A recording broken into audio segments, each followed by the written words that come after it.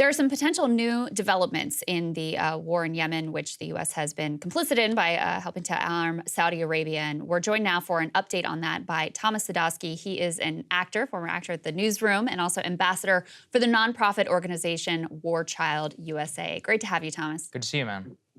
Thank you. Thank you guys very much for having me, and thank you for taking the time with this issue. Yeah. Absolutely. You know, this has been classified as the greatest humanitarian disaster on the planet, something you've been calling attention to. And let's go ahead and put this tear sheet up on the screen. There have been some developments that I'd love you to speak to. This is a headline from The Intercept. Our own Ryan Grimm, he writes, to help end the Yemen war, all China had to do was be reasonable. With Joe Biden nowhere to be found, China's diplomacy set the stage for Saudi concessions and ceasefire talks. Are you hopeful here that this could actually bring a resolution and end to this conflict? You know, I think that it's a really good first step.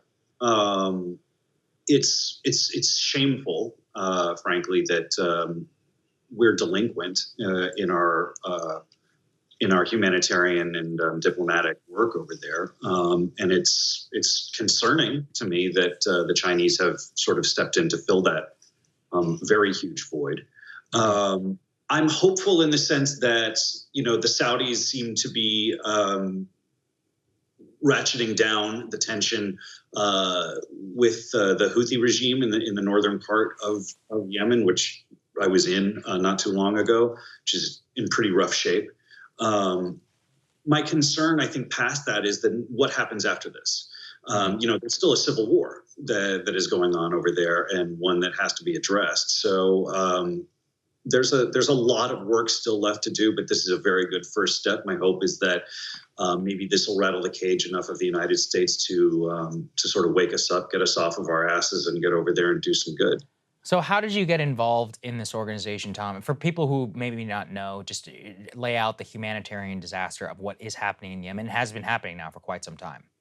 Yeah, I mean, for the past 8 years since the civil war started over there, and since the war started, since the Saudis sort of got involved, and since the international community, specifically in the West, led by the United States and joined by its allies in Canada, and the UK, Germany, started supporting the Saudi and UAE bombardment of northern Yemen. We've seen a situation develop over there that I mean, it really staggers imagination. What was happening, the international community that had formed around that Saudi coalition was allowing and supporting that coalition to use famine as a weapon of war. So it wasn't just that they were attacking population centers, coming very close to destroying, you know, World Heritage sites in Sana'a and things like that, that they were also like bombing agricultural lands, water treatment facilities, stuff like that. It became really, really brutal. And when you spend time there in the country, it's an extraordinary country with extraordinary people. The destruction is everywhere, particularly in the north. Just it's incalculable, the amount of loss. So it's not hard to see where this, you know, deprivation has come from.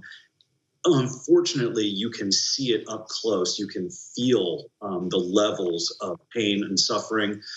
You see the stunted growth of the children that come from, you know, prolonged severe malnutrition. You know, the sort of polite term that is being used these days is acute food insecurity, but all that means is starving to death.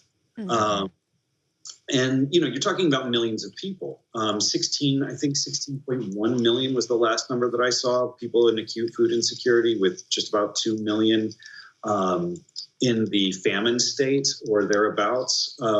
That's really, really bad. I saw recently the United Nations had released some reports saying that things were getting better. And, you know, on some sort of level, if you were reading the report, yeah, people were coming off that famine end of the roll. The reason they were coming off the famine end of the roll is that they were dying.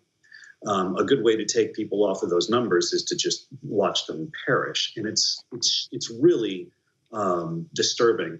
Also, we're getting ready to run into a situation here coming up in the warmer months where the mosquito season is getting ready to hit. One of the primary side effects of prolonged acute malnutrition is the collapse of your immune system.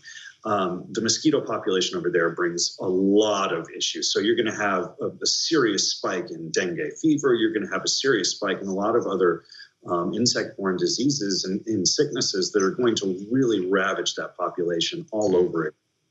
And the international community has failed yet again to meet its standard for what the UN is saying it needs in order to help the situation. Help the situation by not allowing it to degrade further. They asked for $4.3 billion. That's not to fix the situation. That's to keep it from degrading further, $4.3 billion. I just checked right before we came on air, and that fund is currently 10.5% funded. Why do you think there has been such a reluctance to, offer up the minimal aid that would be required? Why do you think there's been such a reluctance on the U.S. part to stop, tacitly supporting Saudi's involvement in this conflict? And why do you think, as this unfolds, there's so little interest from the news media in this just absolute crisis, which we are, complicit with? Yeah, great questions, Krystal. I myself have not been able to wrap my brain around how and why we've allowed our fellow human beings to suffer on this level. Not only allowed, but been complicit, like you said, been complicit in exaggerating that suffering and perpetuating that suffering. I think that, unfortunately, what ends up happening is, in the 24-hour news cycle, a lot of things come along. The ridiculousness of what ends up ultimately getting covered and prioritized. A conflict like this in a small country at the tail end of the Arabian Peninsula that hasn't historically had much contact in any way, shape, or form with the United States or with our population. It just gets completely, not even thrown to the back pages. It just doesn't get included at all. Yeah. So I think what you're seeing is a population, our population, that doesn't know, just doesn't know. I was, in D.C. after I got back from Yemen. I went down there to meet with some senators and members of the House, and it's heartbreaking how much people in government know about what's going on over there and how little they're doing about it. I had the opportunity to sit with a number of senators, and they were very well informed. I was very heartened to see that they were very well informed.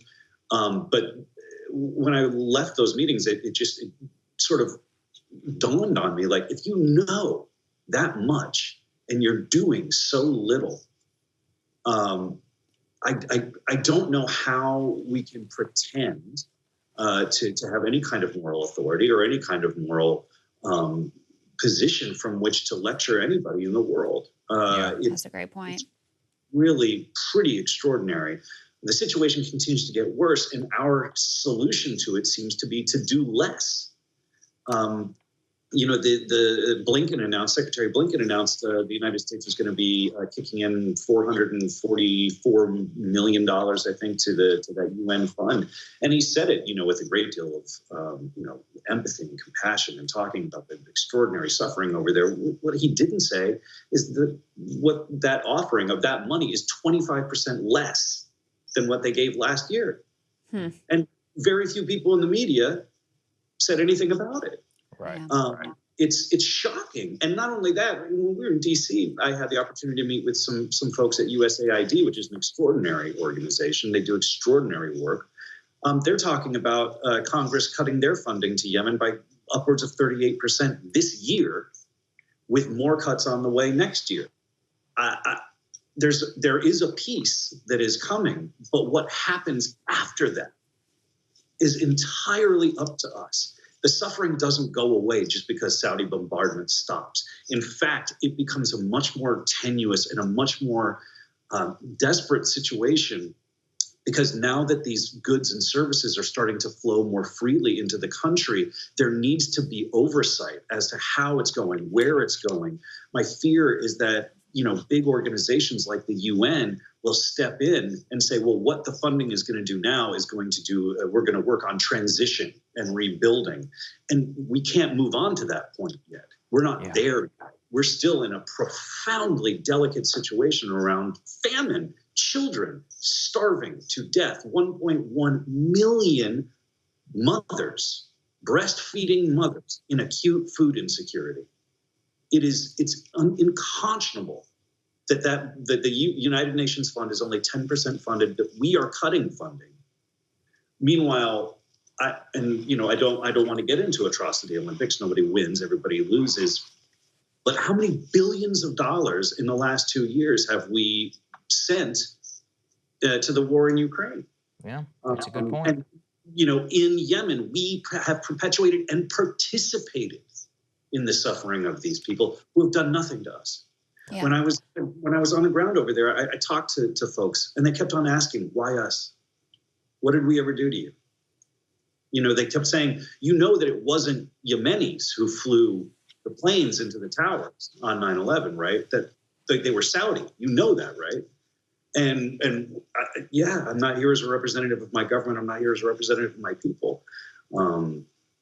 I believe my people, if they were to know what was happening over there and how we have participated and how we have turned our back on that degree of suffering of women and children, would be livid. And I wholeheartedly agree with that. Right. Because you see the way that, when the suffering of Ukrainians is put on TV, Americans thought, oh, we got to do, what we need to do. But when you have a media and a political class that, completely invisibilizes not only what's going on here, but certainly any role that the U.S. has in playing, then, people, they're not putting Yemen flags out in their yards, and there's no political will to do much of anything. It just gets completely ignored. So we're really grateful for the work that you're doing to try to highlight this crisis. Where can people find your organization? warchildusa.org. Got it. And for those folks outside of the United States who are looking to help out, War Child Canada is sort of our interlocked sister organization who leads the charge, and they are really extraordinary as well. So I would, ask folks to look at those two organizations, specifically USA and Canada. Great. We will have the links to those in the description of this video. Really appreciate it, man. Thank you. Thanks, Thomas. Thank you for the time. Yeah, it's our pleasure. Thank you guys so much for watching. It's been a wild 2 days over here at Breaking Points. Just want to reiterate again, thank you to all of the premium subs who give us the confidence to do reporting around this stuff. Dealing with highly classified information is can be terrifying. Often at points, you got to make sure all your legal basis and all of that is secure. And if should censorship ever come, not saying it has yet, but should it come, we know that you guys have our back. So we love you. We appreciate you. Have a great Counterpoint show for everybody tomorrow, and we'll see you all on Thursday. Love you guys. See you soon. Hey guys, ready or not, 2024 is fully upon us now, and Saagar and I have been brainstorming ways that we can really up our game for this critical election. Yeah, we rely on our premium subs to expand our coverage, to add staff, to upgrade the studio. We just want to give you the best independent coverage of this election, which is possible. So if you can help us out, become a premium subscriber today, breakingpoints.com, or the link is down here in the description video. It really means the world to us, and if you like what we're all about, this is the best possible way to keep us 100% independent, working only for you.